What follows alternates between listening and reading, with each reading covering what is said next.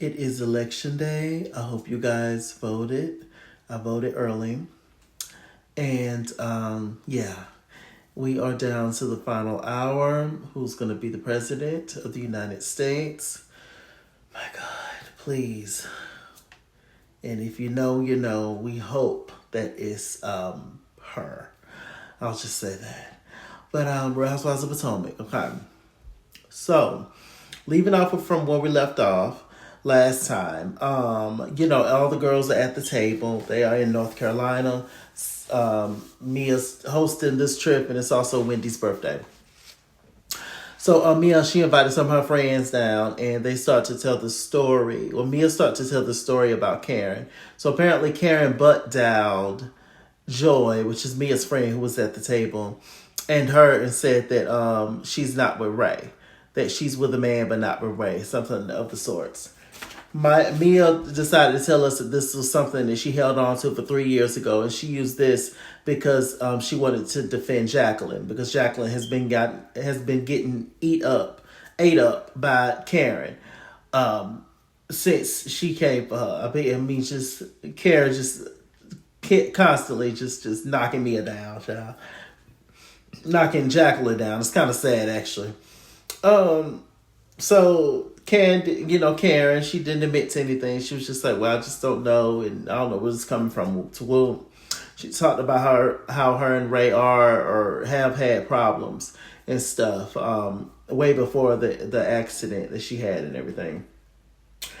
So after that, the ladies had like a pajama party situation where they wanted to bring the year in. They wanted to bring the day in with Wendy. So everybody stayed up till like 12 a.m. But it was no drinks, it was no music, it was no food. I was just like, well, this is boring.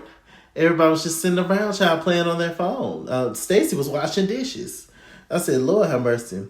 So they finally did a little turn up moment that lasted like 2 minutes, and then everybody went to bed. So after that, let me see. We see Mia and Jackie. They have a conversation, and they're talking about Gordon. Gordon, who has is it bipolar? I don't know.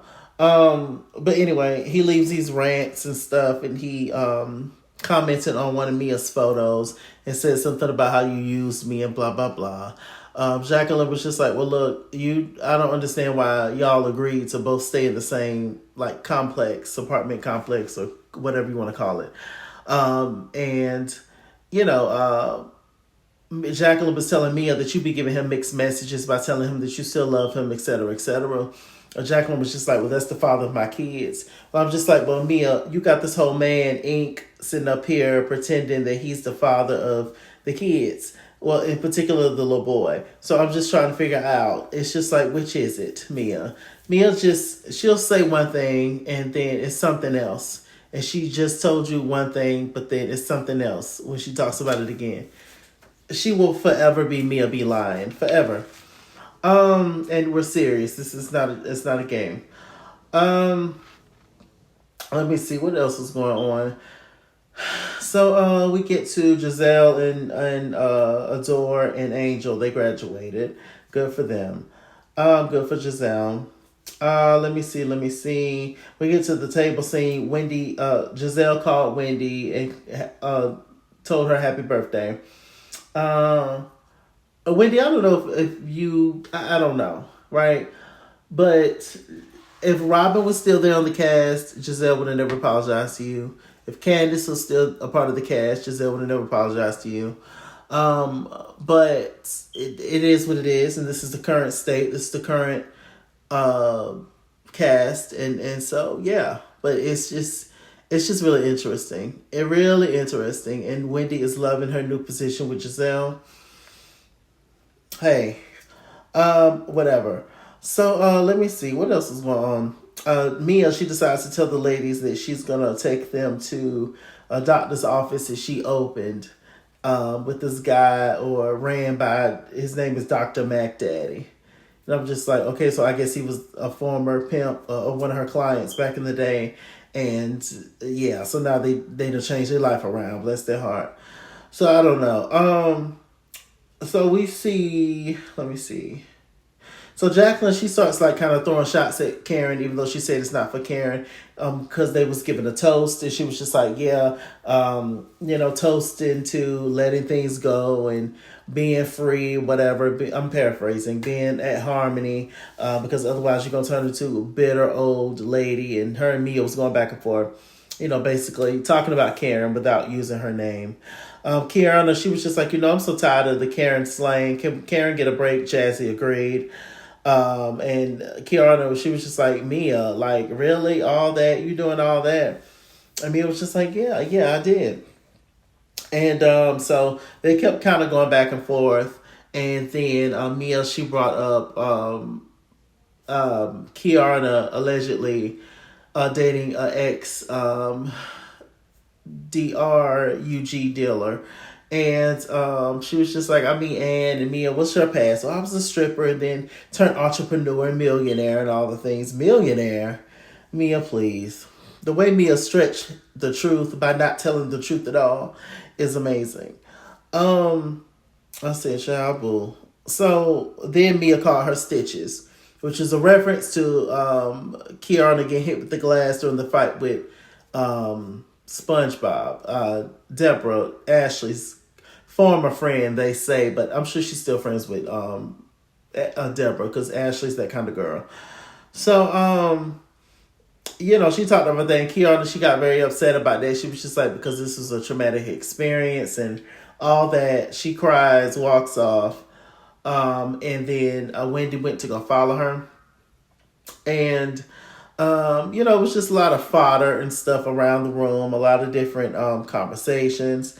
Karen, she decided to comfort Jacqueline once again. She was just like, well, what about Mr. PP, which is Jacqueline's baby daddy? And Karen brought up the fact that he has allegedly 25 convictions or whatever.